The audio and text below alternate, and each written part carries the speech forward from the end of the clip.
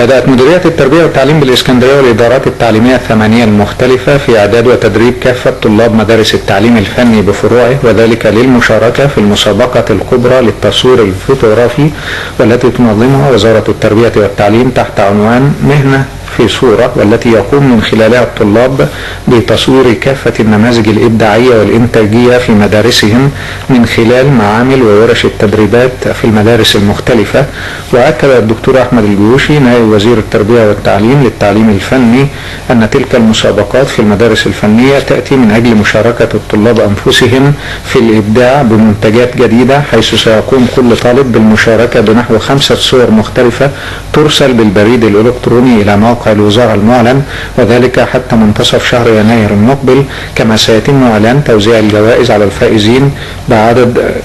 5 أجهزة على أوائل الفائزين من الطلاب.